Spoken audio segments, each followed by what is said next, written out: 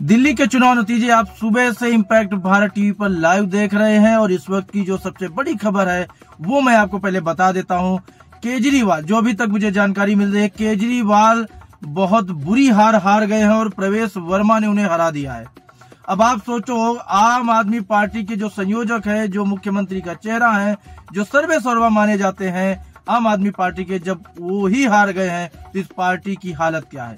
मतलब दिल्ली की जनता ने सिरे से नकार दिया है पूरी तरह से। मनीष सिसोदिया भी हार गए हैं, जो भी जानकारी हमें मिल रही है।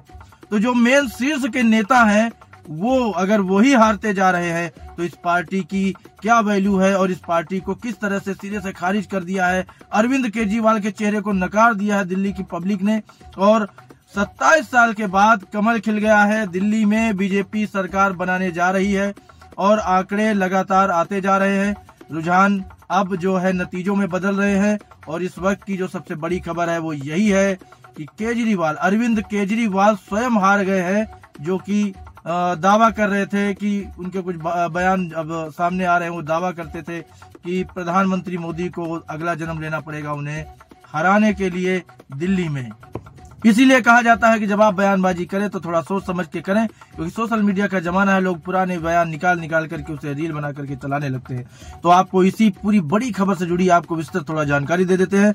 दिल्ली में 27 साल बाद भाजपा की वापसी हो रही है। 4 घंटे की मतगणना के बाद चुनाव आयोग के आंकड़ों में 70 सीटों में से भाजपा 48 और आम आदमी पार्टी 22 सीटों पर आगे चल रही है अभी तक। अब वो 22 पे ही सिमट गई है आम आदमी पार्टी। इस बदलाव में आपके अरविंद केजरीवाल नई दिल्ली और सिसोदिया जंगपुरा सीट से चुनाव हार गए हैं।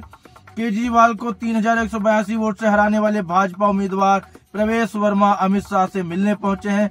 अतिशी सत्येंद्र जैन, सोमनाथ भारती, सौरभ भारद्वाज, अमानतुल्लाह खान और अवध ओझा भी पीछे चल रहे हैं। लेकिन अभी जो जानकारी हमें मिल रही है कि अतिशी चुनाव जीत गई हैं। भाजपा ने पिछले चुनाव 2020 के मुकाबले वोट शेयर में 9% से ज्यादा का इजाफा हुआ है। वहीं आम आदमी पार्टी को 10% से ज्यादा का नुकसान होता दिख रहा है। कांग्रेस अभी 0 पर है।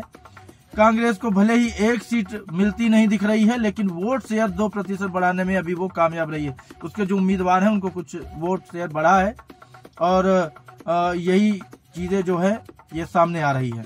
भाजपा की 40 सीट बढ़ गई हैं, आपकी 40 सीट घट गई हैं। भाजपा की पिछले चुनाव 2020 के मुकाबले 40 सीटें बढ़ी हैं।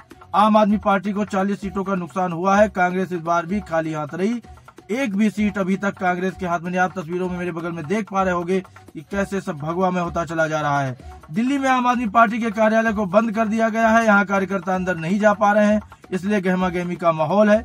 मीडिया कर्मियों को भी दफ्तर से बाहर कर दिया गया है। दिल्ली के पूर्व deputy CM Manish Sisodia Jangpura seat से 600 वोट से हार गए। उन्होंने कहा कि हमने मेहनत की, लेकिन जनता का फैसला हमारे पक्ष में नहीं आया।